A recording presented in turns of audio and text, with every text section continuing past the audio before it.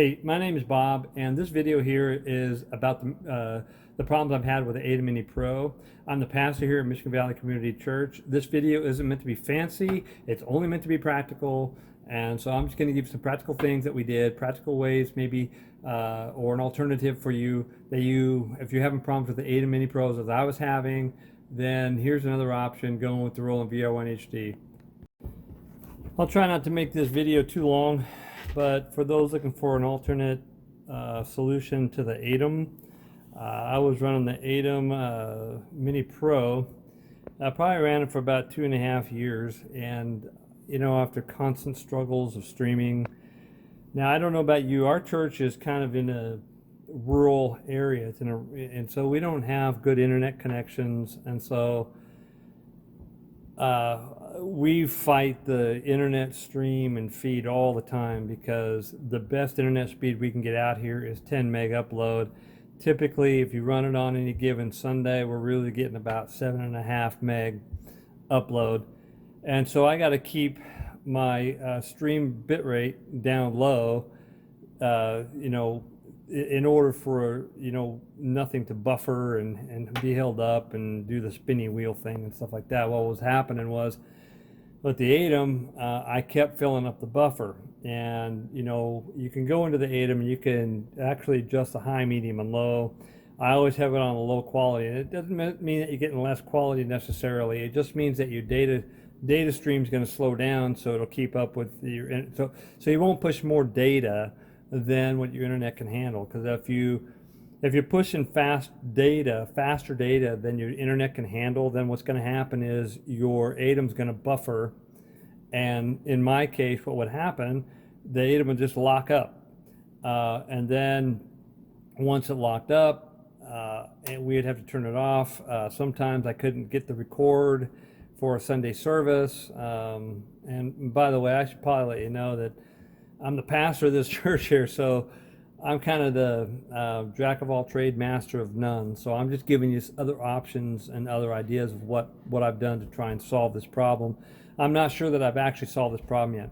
But what happened was the buffer on the ATEM would fill up, and then it would freeze, and then I would have to reboot, then I'd lose the recording, and nobody wants to watch a stream that constantly buffers all the time. And so if my second solution here doesn't work, then all I'm going to have to be able to do is just pre-record everything, and then throw it up on live stream the next week.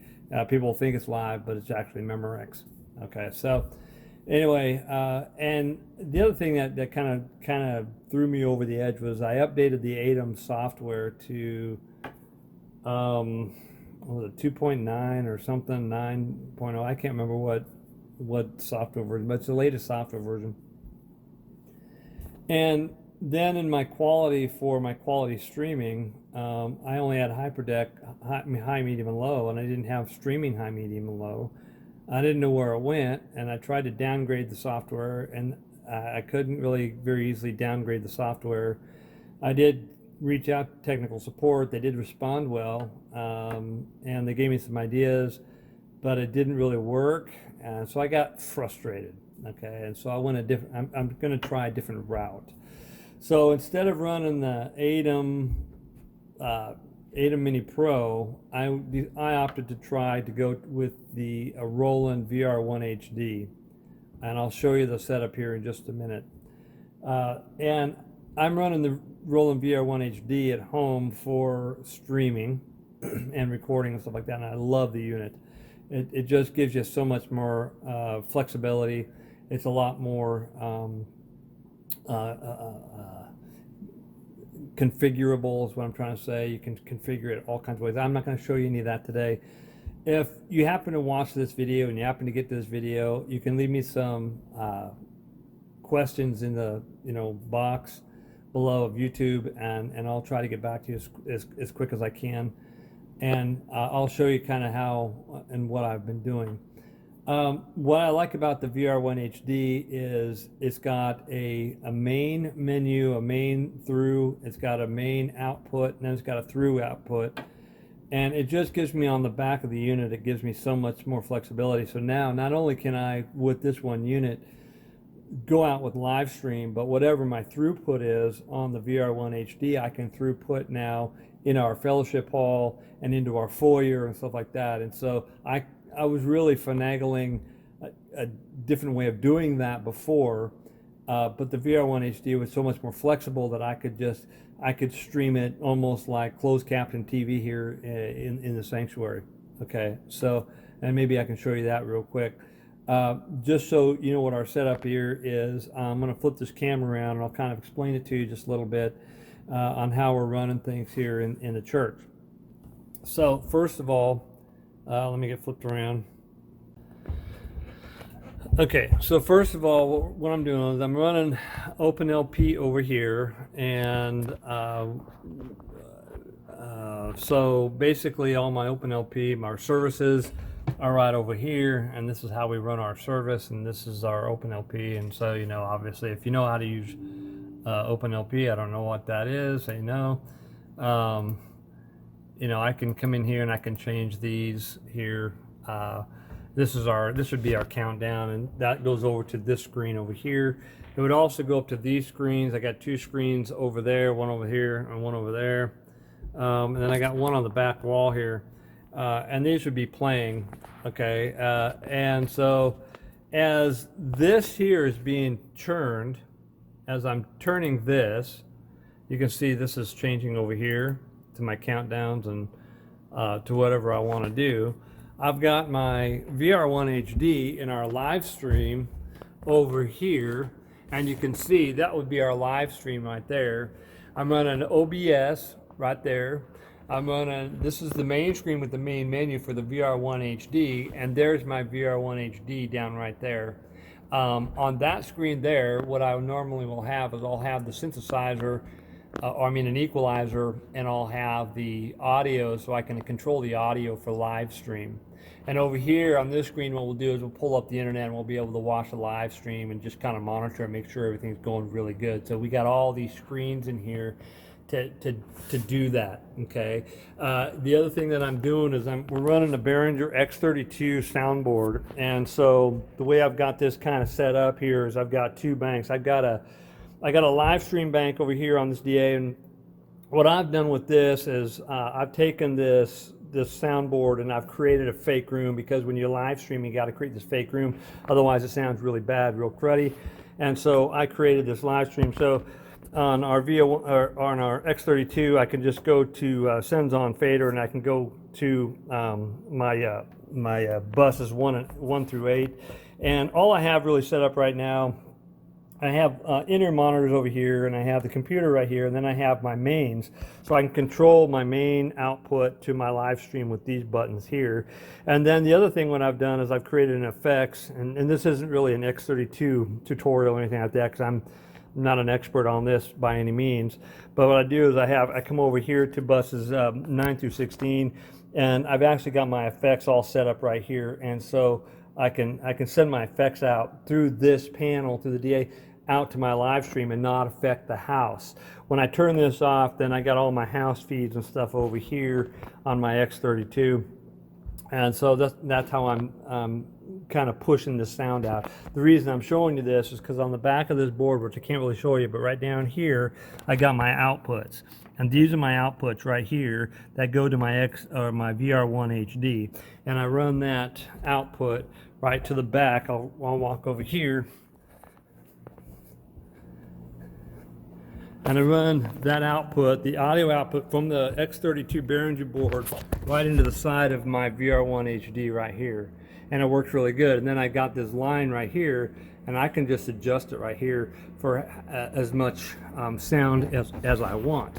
Now, what I normally do is, like I said, this is my OBS over here. My stream thing is still running here. I'm going to put this down just for a second. These are for my VR1 HD. And what I do is I pull them over to this screen here. I'm not going to give you a tutorial today on this, but this is how I run my VR1 HD, see? And so I can actually control this. I can control this screen, which puts the output on my fellowship hall by just pushing these buttons here. And so if I want to, I can just go here, and what it does, it puts up my counter. So all I need is my counter. If I go over here and I press number 3, then I'm going to get my main screen, and then I come down to my VR1 HD. I'm on my picture-in-picture, and these is totally configurable. I can push my picture-in-picture, and now you can see I get my picture-in-picture, my countdown with the setup or with the picture or the camera on the platform itself. I'm pretty close. It's a small area to try and show this to you. So that's what we'll do. So we'll be running our OBS over here. We also have vMix. I would like to use vMix here, but I'm not using vMix right now because all the guys are used to OBS. And so this would be our live stream. When we want to go live stream, we hit the live stream here. With the ATEM, what you do is you have the live stream where you can just push the button and it goes live, and you can hook your network cable right up to your ATEM. But I've just opted to go a different route because I've had so much problem. We streamed last week for the first time and it seemed to work really well. And so if you have any questions on the VR1 HD, I can definitely give you a tutorial on that. Just let me know if you're interested in how we set it up here at the church. What I do want to show you though is everything that's right here. This is the output, and you can see on my OBS, this would be what they would see on the live stream as soon as we hit start streaming. But you can see from the VR1 HD, if I come around here, I've got my live feeds into my foyer right here, and they see the same thing that's on that screen. Okay, and all I did is run HDMI off of the VR1 HD. Let me show you one other thing. What I had to do is I put an amplified splitter box right here. So I've got an input here, and I've got 2 outputs, one to the foyer and one to the fellowship hall right here.